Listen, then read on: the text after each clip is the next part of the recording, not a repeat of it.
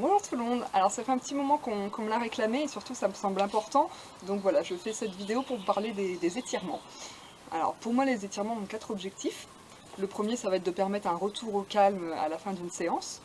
Le second c'est de moins sentir ses courbatures après une séance. Le troisième de gagner petit à petit en souplesse. Et le quatrième tout simplement d'étirer ses muscles et donc de les rendre plus performants. Alors, sachez que personnellement, je ne suis pas du tout pour les étirements à froid. J'avais fait une espèce de mémoire sur les étirements quand j'étais en fac de sport, avec recherche, interview, expérimentation, etc. Alors bref, ça n'engage que moi, mais pour ma part, les étirements, c'est après l'effort, ou bien vraiment en fin de journée, quand on a été très actif, pour se détendre. Voilà. Alors généralement, lors de mes séances, on tient les étirements 15 à 20 secondes, mais vous pouvez aller jusqu'à 1 minute. Il faut essayer d'expirer longuement, et il ne faut pas hésiter non plus à les faire dans une ambiance un peu relaxante, donc lumière tamisée, musique de relaxation, etc.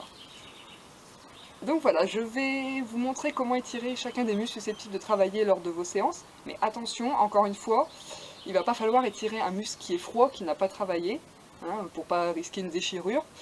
Donc il est important, mais pas évident, de savoir quel muscle travaille quand on fait telle ou telle activité. Alors par exemple, si vous avez fait une activité de type footing, choré fitness, step, qui sollicite avant tout le bas du corps, il va falloir étirer évidemment tous les muscles des jambes. Là pour les muscles des jambes, je vais vous montrer chaque fois deux options, debout, étirement debout, ou sur le tapis. Donc voilà, c'est parti pour les étirements des muscles des jambes. Donc je ne vais pas les faire la durée qu'il faut, je vais juste vous les montrer. Donc comme je vous l'ai dit, il faut faire minimum 15 secondes et vous pouvez aller jusqu'à 1 minute. Donc voilà, si vous voulez quand même faire vos étirements en même temps que la vidéo, rien ne vous empêche de mettre en pause au moment de la transition pour passer ensuite à l'étirement suivant. Allez, on va commencer avec le muscle de l'avant de la cuisse, le quadriceps. Donc rien n'empêche de se tenir pendant les étirements, il n'y a pas de souci.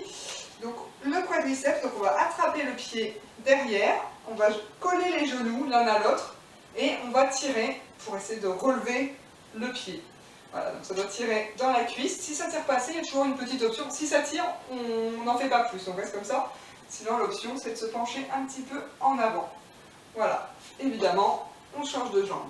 Sur le tapis maintenant, donc pour étirer toujours vos quadriceps, donc vous vous mettez dans cette position, vous vous asseyez sur vos talons, vous allez chercher assez loin derrière, et hop, on décolle les fesses le plus possible. Plus on va décoller, plus on va sentir que ça tire ici, mais bon, comme je l'ai dit juste avant, ce que ça tire un petit peu, ça suffit déjà. Voilà. Ensuite, je vais vous montrer comment étirer les fessiers. Donc les fessiers, donc si on n'a pas beaucoup d'équilibre, on peut s'adosser à un mur, on attrape le genou et on le ramène le plus haut possible vers la poitrine, on le tire vers soi. Voilà. On n'oublie pas de bien souffler, bien évidemment, pendant tous les étirements, on souffle bien. Et voilà. On passe bien sûr ensuite à l'autre jambe. Alors les fessiers sur le tapis, donc ça donne à peu près la même chose que debout. On va attraper le genou et le ramener, le remonter vers la poitrine. On souffle bien et on change de jambe quand le temps est écoulé. Ensuite, je vais vous montrer comment étirer les ischio-jambiers, le muscle de l'arrière de la cuisse. Donc on va plier un petit peu l'autre jambe, on va tendre celle que l'on veut étirer. En posant le talon, voilà, la jambe est tendue, et l'objectif est de ramener la pointe de pied vers soi, comme si on voulait ramener la pointe de pied vers soi. Et pareil, si ça ne tire pas, donc ça doit tirer à l'arrière de cette cuisse-là, si ça ne tire pas, on peut se pencher un petit peu en avant. Si ça tire, on reste comme ça. Voilà, on change de jambe, bien sûr. Pour étirer les ischio-jambiers sur le tapis, donc on va tendre la jambe qu'on veut étirer, mettre l'autre sur le côté, si possible en angle droit, mais encore une fois, ça dépend de la souplesse. Alors moi personnellement mes ischios ne sont pas très souples, donc le simple fait d'être là, de mettre la jambe bien à plat, ça me tire déjà un petit peu. Mais bien évidemment, si ça ne vous tire pas comme ça, vous pouvez descendre sur la jambe, aller attraper n'importe où, on n'est pas obligé de toucher son pied, ça peut être un objectif de souplesse, mais voilà. Et on descend, et donc ça doit tirer là en dessous, mais encore une fois, si ça tire juste en étant comme ça, pas besoin d'aller chercher plus loin, à part si vous voulez vraiment gagner en souplesse. Après, on change bien évidemment de jambes, et c'est la même chose. Ensuite, on va étirer juste en dessous de l'ischio-jambier le mollet. Donc pour ceci, on va descendre en fente avant. Fente avant avec les deux pieds à plat au sol. Donc là, ça doit très nettement tirer dans le mollet. Voilà, on change de jambe bien sûr. Pour le mollet, c'est plus compliqué au sol, mais il va être étiré quand même avec le même exercice que tout à l'heure qui concerne les ischio-jambiers. Maintenant, nous allons étirer l'adducteur, le muscle à l'intérieur de la cuisse. Donc, pour ceci, on fait une fente sur le côté. Voilà, on descend, ça doit tirer celui-là, celui qui est tendu. Voilà, on change de jambe bien sûr. Après, alors, sur le tapis, les adducteurs, donc il va falloir joindre les pieds, les ramener le plus près possible du bassin, donc plus on peut les ramener, mieux c'est. Et on va faire des tout petits battements. Voilà, ça doit tirer à ce niveau-là, les adducteurs. Ensuite, le muscle de l'autre côté de la cuisse, à l'extérieur de la cuisse, l'abducteur. Nous allons cette fois-ci descendre un petit peu, plier un petit peu cette jambe-là, venir poser au niveau de la cheville, au-dessus du genou, et comme si on voulait s'asseoir. Voilà, c'est pas évident de garder l'équilibre, donc encore une fois on peut se tenir. Et donc on appuie sur le genou. On appuie sur le genou et ça doit tirer ici. Voilà, on descend le plus possible vraiment et on appuie. On va tendre une jambe, ramener l'autre au-dessus, le plus près possible du bassin comme d'habitude, et on va ramener la jambe vers soi. Ça doit tirer ici. Il y a possibilité aussi, si ça tire pas assez, de se tourner du côté de la jambe pliée. Essayer de se retourner un petit peu, normalement ça accentue un peu l'étirement. Mais moi personnellement ça me tire comme ça, donc je reste comme ça. Et ensuite, on change de jambe, bien évidemment. Voilà du coup pour les jambes. Si vous avez fait des exercices de renforcement de vos abdominaux, voici l'étirement que vous pouvez faire. C'est le même que vous soyez debout ou assis sur le tapis. Alors, pour étirer vos abdominaux debout, il n'y a qu'un seul étirement possible. Au sol, il y en a plusieurs, je vous les montrerai après. Donc c'est celui-ci. Donc je joins les mains et je pousse vers le haut, je le grandis vraiment au maximum pour étirer le ventre, étirer les abdos. Voilà, on est grand, on est grand. Voilà, ça c'est pour les abdos du coup ici. Et pour plus se mettre au niveau des obliques, on va faire la même chose sur le côté. Voilà, sur le côté. Donc ça doit tirer là. Et après de l'autre côté, ça doit tirer ici.